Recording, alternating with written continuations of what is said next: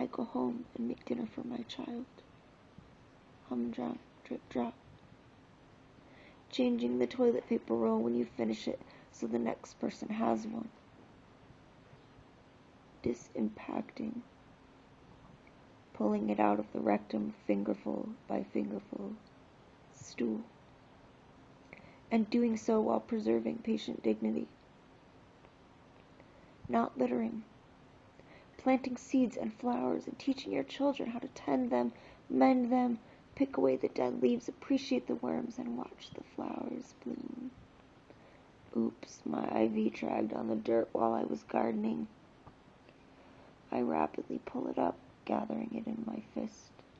Hope there was no tetanus on nails that were also out there. Ha! Beads of perspiration gather across the top of my forehead. I have shortness of breath just from doing a little walking. My caregiver tells me to stop and helps me sit down. My rapid breathing rate becomes all-encompassing, and I seek water as I place my head between my knees. Humdrum, drip, drop. This only happens when it is extremely hot outside and my caregiver is next to me. She pours water down my parched throat and provides the much-needed shade and relief as if I was in a desert. I bounce back to my baseline abilities, which are disabling, disheartening, distressful, and life-changing. Nonetheless, I never knew that I liked gardening until Mike and I got our first house together. Now my additions of various plants, shrubs, vines, and trees are coming together to the point where people actually compliment my garden. Humdrum, drip, drop. Piece by piece, week by week, I saved and bought wholesale flowers to fill up the hill in front of our house. 2 years later, it's a rotating garden wherein it changes itself with the seasons. Lilies in November, vincas that are bunny-proof all summer long.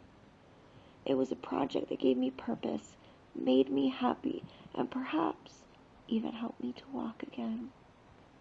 Humdrum, drip, drop. God's hand is in my life as He wants to be in your life. Live life and realize that life happens while you make plans. Getting dirt under your fingernails instead of having a perfect French manicure 7 days a week. Recognizing that in order to be a parent, you have to put God first, then yourself. Otherwise, you won't and can't be there for your family. And then you'll die and you won't have any more time to be anything to anyone on earth. Humdrum, drip, drop. Living each day, fighting for what is right before God, despite whoever hates you for it. These are the things we have learned, those of us that have repeated hospitalizations and repeated complications of a long-term state of illness. Humdrum, drip, drop. We are survivors of adversity that surrounds us, statistics that are stacked up against us, professional opinions that contribute nothing to our well-being. Constantly fighting our own desire just to curl up in bed and stay there. We sit up, we stand up, and we go. We brush our teeth, take life a little slower, go to bed at night praying for insight, forgiveness, and another day. We wake up in the morning, and before opening our eyes, we appreciate the sunrise and the birds chirping before us, being eternally grateful for another day and all the possibilities that one day can encompass with faith in God. We take one day at a time. Humdrum, drip, drop. Constantly listening to your body and not thinking you are going crazy because the doctors cannot figure out your diagnosis. Visiting doctor after doctor after doctor until someone knows someone who knows someone who's the expert in the field, runs specialized tests, and provides you with the diagnosis, prognosis, and the planned treatment. This is the crux of the book. 2. not going back to correct every misspelling, because otherwise there may not be time to finish the book. Living in the now. Going on with life and living it. Traveling with your intravenous line in. You travel by day or by night, by car or by plane. You spread the words that you cannot contain in your head. You must share them with others. Humdrum, drip, drop. Praises for our God. Also, somewhere in this book, I wanted to answer your questions about why God allows such suffering here on earth. My only answer is this. The devil reigns on the planet Earth. This is evidenced by greed, theft, battered women, and homeless souls. Why does God allow this? Because man has a free choice to choose to love God, to follow Jesus, or to choose to reject him. Why couldn't I just have suffered a broken leg instead of all these ailments? If God was such a good God, why did I have to go through so much to preserve my very life? Listen carefully to my answer. If I had not been in the hospital 26 times, I never would have met that janitor who's sweeping my hospital room floor.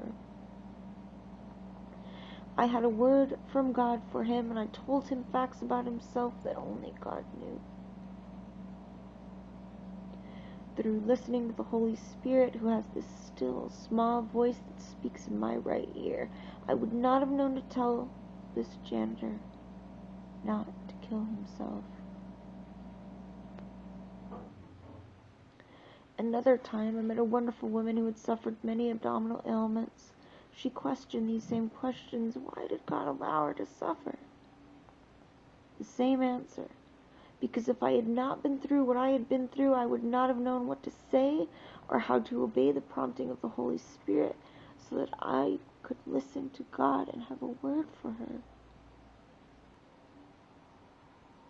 God's words, God's challenges to her still echo in my mind.